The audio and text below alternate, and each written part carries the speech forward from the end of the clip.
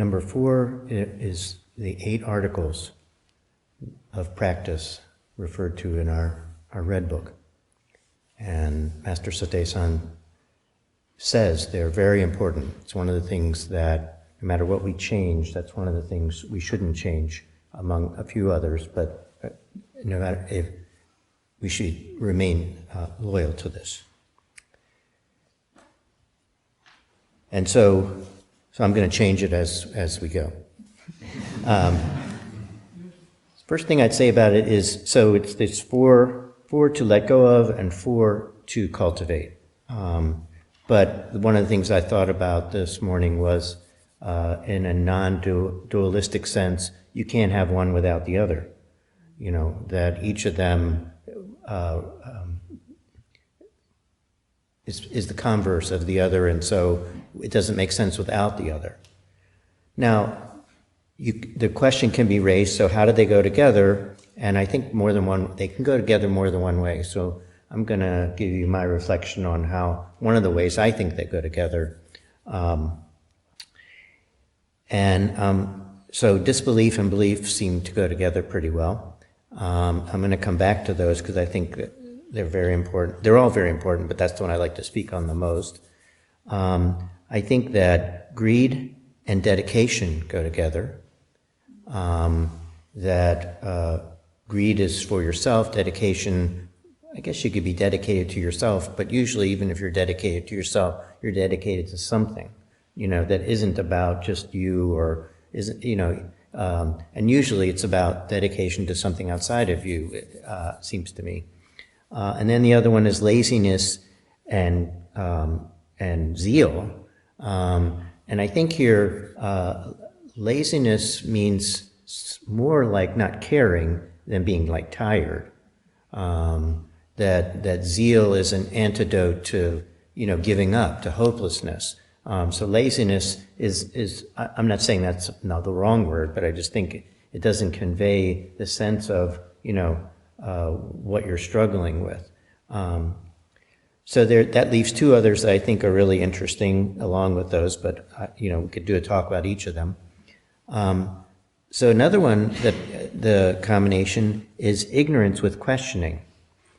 And I was thinking, well, so isn't ignorance and questioning the same thing? If you don't know anything, don't you need questions? Don't you ask questions to answer it? So ignorance, you know, but no, I don't think so. I think ignorance is that you do know, you think you know. Ignorance is our beliefs, fixed beliefs that you hold on to without questioning. That and there's certain ones in Buddhism that we talk about, ignorant ideas such as permanence. Things are permanent, nothing changes. Such as a permanent, unchanging self that is solid and we hold on to it, and therefore we have to protect it and fear for the loss of it. Are examples of ignorance. Questioning, and I'll come back to this again when we get to the first 2. Questioning is not knowing. Questioning isn't knowing, it's not knowing, and it's wondering about the things that we don't know, but without grasping for an answer. So you have to start with realizing that you don't know to be questioning, you know, and you have to be okay with not knowing to question. And oftentimes questioning takes the form of what's called inquiry, where you ask a question, traditional ones, who am I? You know, and you're not supposed to come up with an answer an intellectual answer to that. It's more like you throw it out into the universe and see what comes back to you and experience something. So questioning is based on not knowing. And then we have disbelief and belief. And they didn't take my recommendations for these. I'm going to tell you what they are. So for disbelief, I thought a good word for this would be doubt. Doubt is in the 5 hindrances of original Buddhism, and doubt isn't the same as not knowing. Doubt is the idea that you can't do this. Doubt in yourself. It isn't doubt in the teachings. It's not doubt. It's doubt that this is too hard for me. This is too difficult. I'm not up to it. I don't have the talent. I don't have the whatever. I can't meditate. That's doubt. That's what disbelief might mean.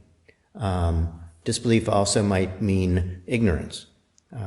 So that's why I referred to it. The other one, then, what's the other one? Well, I like that word, for belief, I thought faith would be a good one to put in there. And sometimes when we're chanting, even though when I chant at home to myself, I never do this, but here sometimes I'll say faith and get all embarrassed. Because, and I don't know why, but I think faith works well. And in Buddhism, faith is anything but blind faith.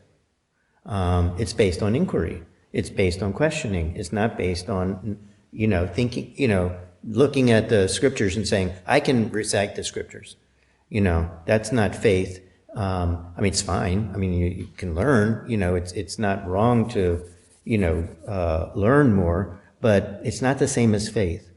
So in Buddhism, there's 3 levels of faith. There's, and I don't know if I'll get the expressions of it, so I'm just going to say the 3 levels. First level is that you come across these teachings, and you say, this makes sense to me. I think I might, it might be worth looking into further. I might want to check this out. I might want to see if I can practice with the Wan Buddhists, for example. Try it out, So that's the first level of faith. Second level of faith is that after a long period of time of doing that, you realize you've changed in a way that you want to change. You realize your life is better. You realize this stuff works somehow. It makes your life better. It makes you feel like you're a better person. You're less suffering. So that's the second level of faith. The third level of faith is knowing. And that may seem contradictory to some of the other things I've said, but that level of knowing is kind of like awakening or full enlightenment. That level of knowing is you no longer need to question in a certain way. You no longer need to think about anything even. You just know. And that may seem so obnoxious to think of, but we're talking about the mind of the Buddha. We're not talking about my mind. And so that third level of faith is the level that we would hope to achieve, but, who knows? Could happen, but I can tell you it hasn't happened. But the second level, I could definitely go with that.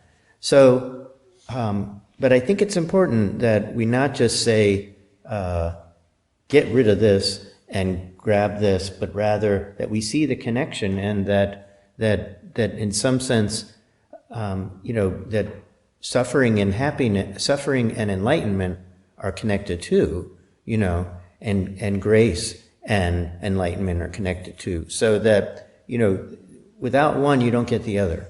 If you become a fully enlightened Buddha, you may still engage in things like meditation and so forth for the pleasure of it, but you don't need to do it anymore.